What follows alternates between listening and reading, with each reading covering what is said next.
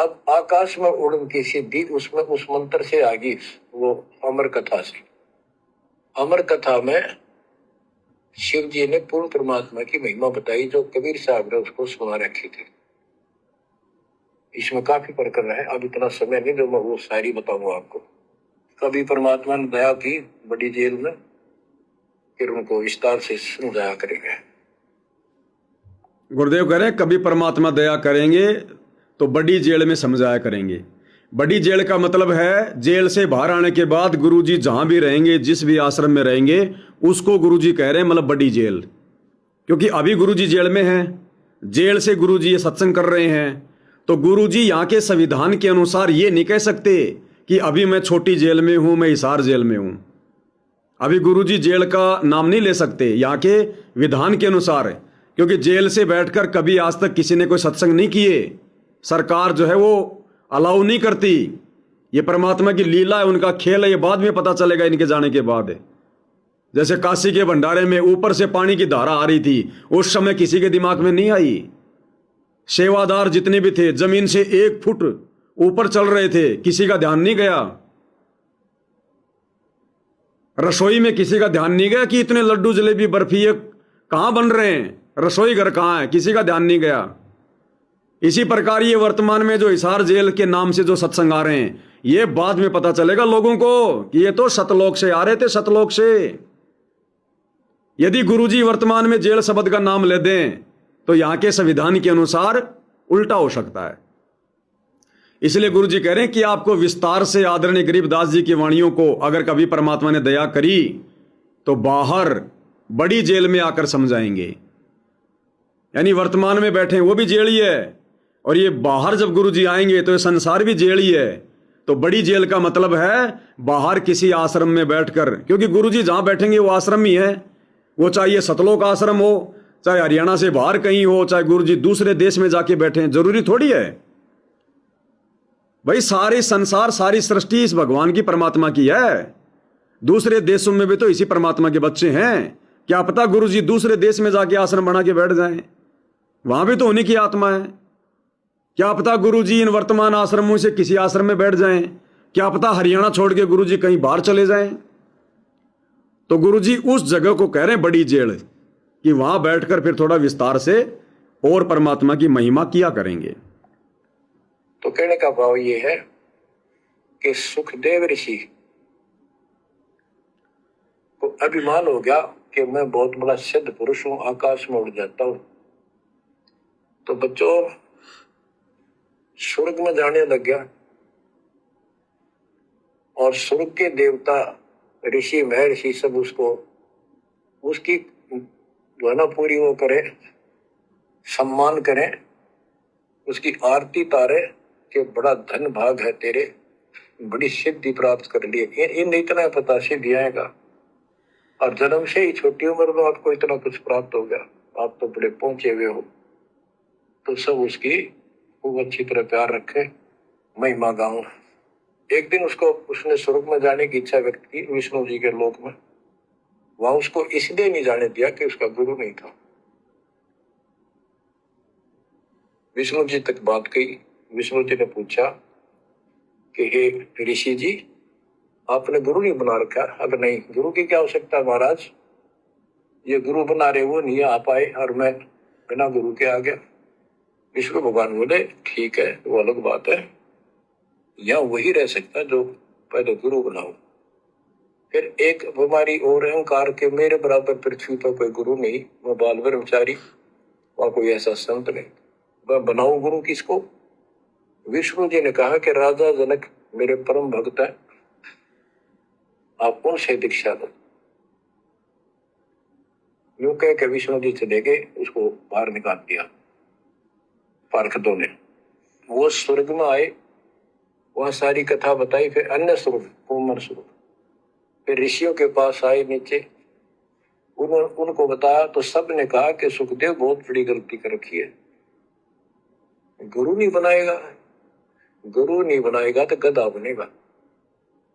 तो पिछले जन्मों में उसको एक दो वो रील सी चल गई कि मैं कभी गधा बना था एक बार, और अंधा हो गया, स्वामी ने छोड़ दिया, कुमार ने। और मैं भटकता भटकता इन नाले में फंस गया।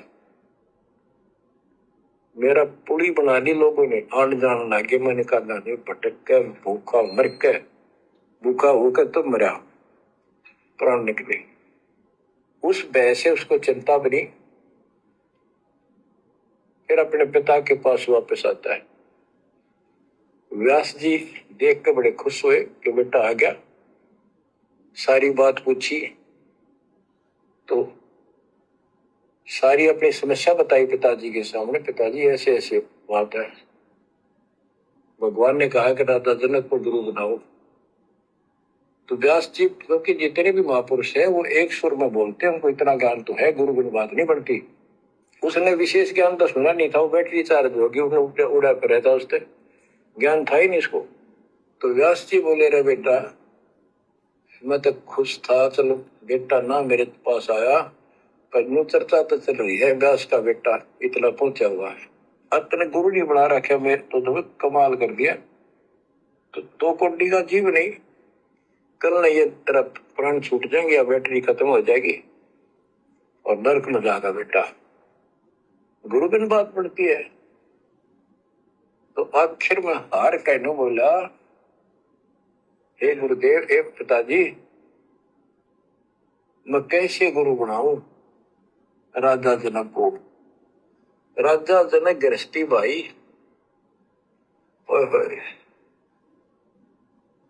और कैसे शीश निभाऊं जाए। जनक भी दे ही राजा भाई, कैसे शीश निभाऊं जाई। सुखदेव बोले, ज्ञान विवेक का हमने स्त्री का मुख नहीं देखे। तो उसके पिताजी बोले, तो भगवान ने कह दिया, अरे तू अब भी अगर मगरब कर रहा है, एक अन्य का जीव नहीं, तेने ज्ञान भी कहेगा, कहा जाएगा फिर तू, वहां तेरे को बढ़ने नहीं देंगे स्वर्ग के अंदर।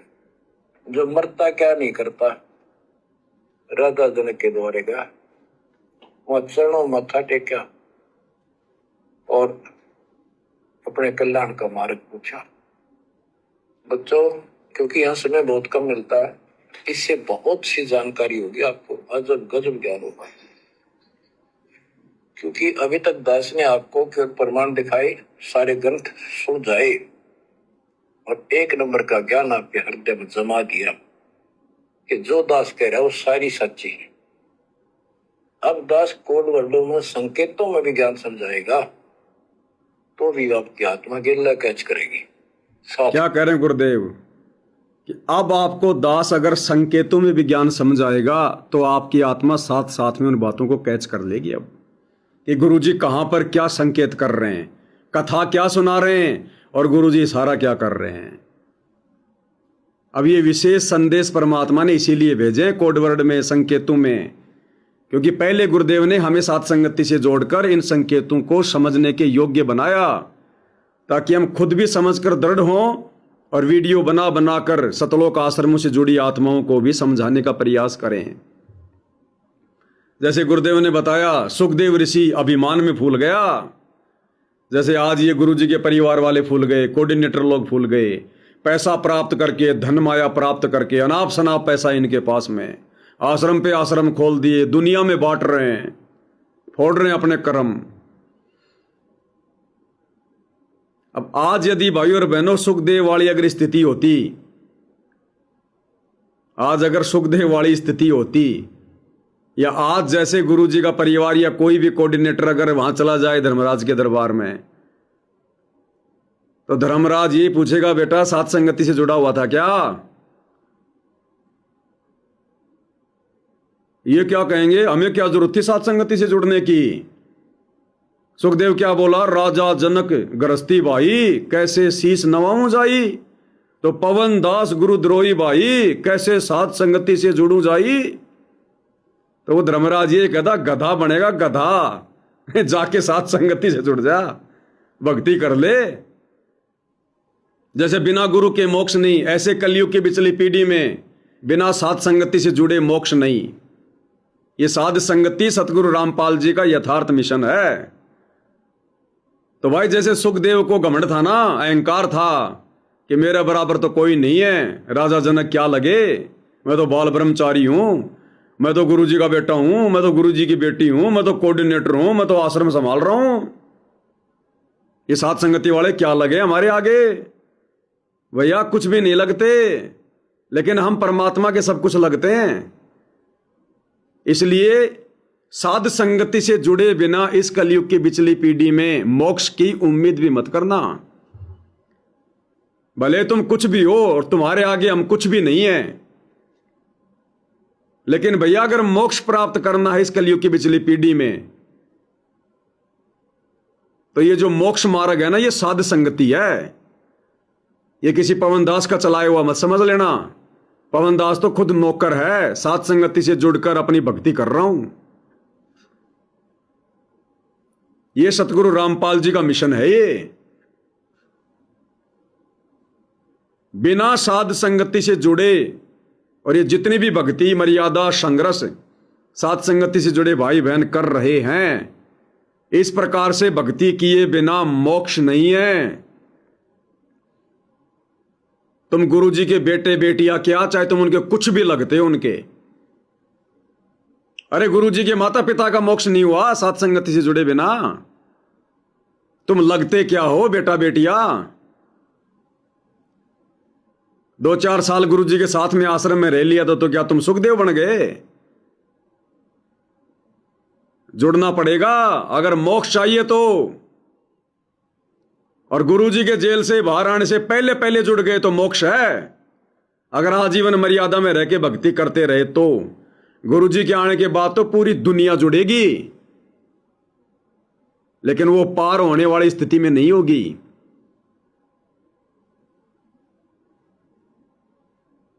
तो सुखदेव वाली गलती मत करो भाई। ये मान बड़ाई त्याग दो, अहंकार त्याग दो, भगत बन जाओ, भक्ति कर लो। ये गुंडागर्दी छोड़ दो, ये लोगों को परेशान करना, दुखी करना, लोगों को ठगना, लूटना, राजनेताओं की चप्पल चाटना, उनकी रैलियों में भक्तों को भेजना, अपने स्वार्थों के लिए भक्तों की मर्यादा तोड़वाना, ये नहीं चलेगा। तुम चाहे गुरु जी के बेटा हो, चाहे बेटी हो, चाहे तुम कितने बड़े, चाहे तुम सुप्रीम भगत हो, मोक्ष साध संगति से जुड़कर अंतिम श्वास तक मर्यादा में रहकर भक्ति करने से है। क्योंकि यह भक्ति का पहला नियम है, पहला रूल है। गुरु को हृदय से परमात्मा माने बिना लाख जन्म भी, सतलोक तो छोड़ो, हमारी भक्ति शुरू नहीं होती जब तक हम गुरु को परमात्मा नहीं मानते। और गुरु को परमात्मा मानने की प्रोसीजर सिवाय साध संगति में धरती पर गुरु जी ने दूसरी जगह नहीं रखी। तो ये चाहे तुम्हारे अब समझ में आओ, चाहे तुम्हारी दुर्गति होने के बाद में समझ में आ जाओ, रास्ता यही है। साथ के साथ गरीब गोता मारू स्वर्ग में, जा बैठो पाताल, गरीब दास ढूंढता करो अपने हीरे मोती लाल। आप वो हीरे मोती लाल हो बच्चों, आप सामान्य आत्मा नहीं हो। ये परमात्मा आपको कैसे रंग रहा है, रंग में कैसे दूध अमृत पिला रहा है आपको घर बैठे, आपको नहीं पता इसका क्या प्रतिफल होगा। बच्चे को माता पिता यहां गुरुजी आश्रमों की बात नहीं कर रहे। क्या कह रहे हैं गुरुदेव? देखो बच्चों, परमात्मा पर कैसे दया कर रहा है। आपको घर बैठे अमृत दूध पिला रहा है। अमृत दूध यानी सत्संग, विशेष संदेश। घर बैठे, ये नहीं कहा गुरुजी ने कि आपको आश्रम में बैठा कर सुना रहा है। ये सोशल मीडिया किस लिए दी है भगवान ने? गुरुदेव कह रहे हैं आपको कैसे घर बैठे अमृत दूध पिला रहा है परमात्मा। घर बैठे ये सत्संग चाहे अपने घर पे बैठ के सुन लो, चाहे पहाड़ पे बैठ के सुन लो, मर्यादा में रह के भक्ति करने से, इन वचनों पर अमल करने से बात बनेगी। ये परमात्मा हमें यहां पर धक्के खिलाने नहीं आया इन आश्रमों में। ये धक्के तो आज से पहले ना खा रहे थे हम इन तीर्थों पर जाकर, धामों में जाकर, दुनिया भर के आश्रमों में जाकर। और धक्के खाने का शौक है तो गुरु जी के आने के बाद खाना, कुछ तो लाभ मिलेगा आश्रम में आने जाने का। आज उनकी गैर हाजिरी में क्या मिलेगा? टट्टू, कुछ नहीं मिलेगा।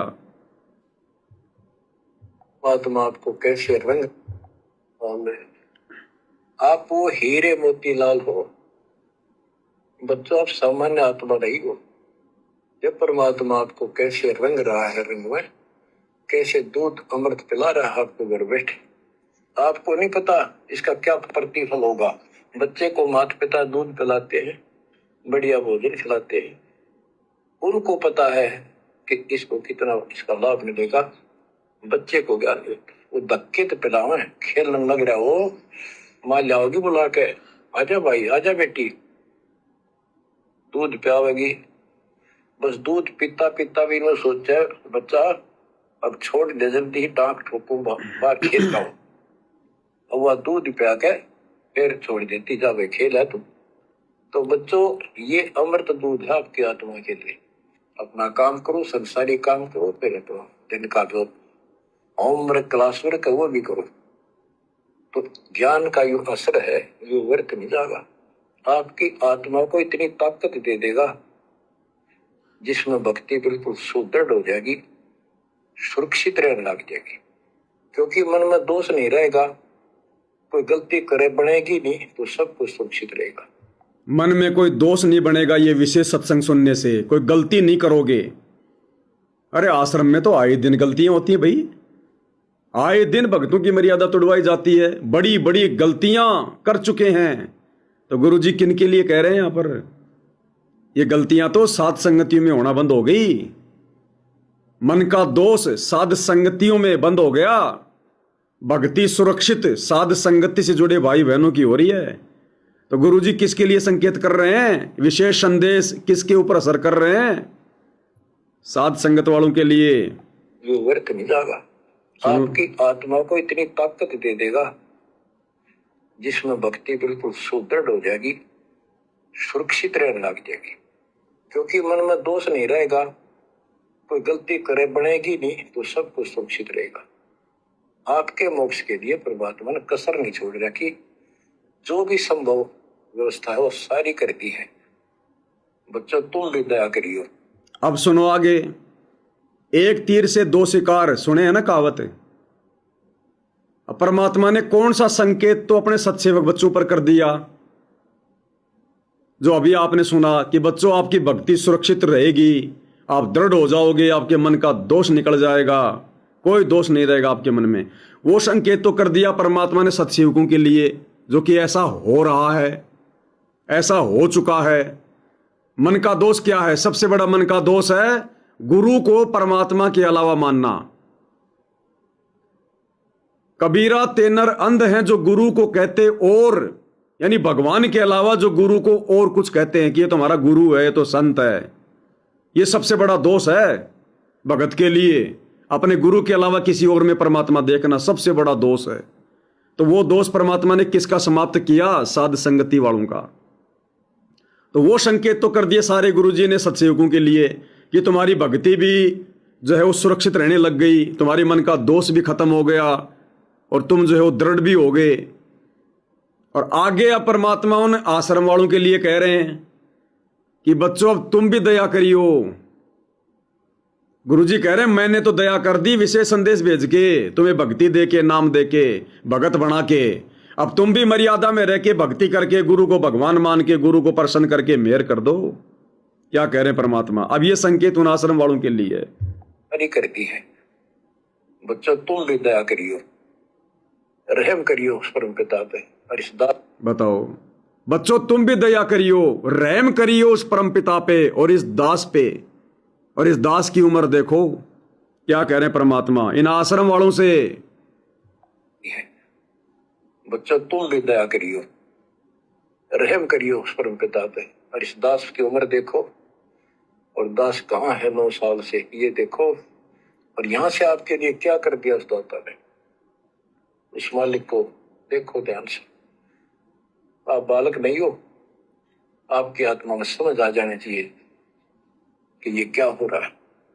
कुर्बान हो जाओ, संसार की भूल जाओ बातों को, जो ज्ञान हम देते हैं उसके ऊपर समर्पित हो जाओ। गुरुजी तो कह रहे हैं संसार की भूल जाओ बातों को, जो ज्ञान हम दे रहे हैं उस पर दृढ़ हो जाओ। क्या ये आश्रम वाले संगत को संसार की बातों में भूल पड़ना सिखा रहे हैं क्या? ये तो संसार में घुसेड़ रहे हैं। जाओ आरक्षण में बैठो, संसार में बैठो, जाओ गुंडों की सीबीआई जांच में संसार में घुसो, जाओ राजनेताओं की रैलियों में धक्के खाओ, संसार में घुसो, जाओ परशुराम की जयंती में, जाओ अयोध्या भंडारे में, जाओ अनाज मंडी सिरसा कबीर जयंती में, बनाओ गांव वालों के मकान, जाओ गांव गांव में, करो बेगार। ये आश्रम वाले तो संगत को संसार में घुसेड़ रहे हैं। और गुरुदेव क्या कह रहे हैं, भूल जाओ संसार की बातें, और हम जो ज्ञान दे रहे हैं उस ज्ञान पे अमल करो। सतगुरु की गति हृदय धारे और सकल बकवाद निवारे। सतगुरु की गति यानी सतगुरु ने जो वचन दे दिया, जो आदेश दे दिया, जो ज्ञान दे दिया, जो मर्यादा बता दी, उसको अपने हृदय में धारण करो। सतगुरु की गति हृदय धारे और सकल बकवाद निवारे। ये तो सारी की सारी बकवाद कर रहे हैं, सतगुरु की गति तो हृदय में धार ही नहीं रहे। तो किस प्रकार गुरुजी इन आश्रम वालों से इनके उल्टे कारनामे देखकर वो अंतर्यामी भगवान इनसे रहम की दुआ कर रहा है। अरे जो गुरु अपने भक्तों से ये कह दे कि रहम करियो परमपिता परमात्मा पर, तो सोचो वो कितने दुर्बुद्धि के शिकार होंगे। ज्ञान आधार की छींट भी नहीं होगी उन आत्माओं के पास में जिनका गुरु अंत में अपने भक्तों से रहम की भीख मांग रहा है। क्या कह रहे मालिक? और यहां से आपके लिए क्या कर दिया उस दाता ने, इस मालिक को देखो ध्यान से। आप बालक नहीं हो, आपकी आत्मा में समझ आ जानी चाहिए कि ये क्या हो रहा है। कुर्बान हो जाओ, संसार की भूल जाओ बातों को, जो ज्ञान हम देते हैं उसके ऊपर समर्पित हो जाओ। तन मन धन सब अर्पिए, भक्ति मुक्ति के काज, जिनके उनमें बंदगी करके इंद्र का राज। बच्चों, इंद्रिय कर्म न लगे लगार, जो भजन करे नर तुंदरे, गरीब दास जग कीर्ति होगी, जब लग सूरज चंद्रे, जब लग सूरज चंद्रे। बच्चों, आने वाली पीढ़ियां आपको भी याद करा करेंगी, तो चांद सूरज रहेंगे, आपका नाम रहेगा। दोनों का नाम रहेगा। आश्रम वालों को भी दुनिया याद करेगी, उनका भी नाम रहेगा, और सात संगत वालों को भी दुनिया याद करेगी, इनका भी नाम रहेगा।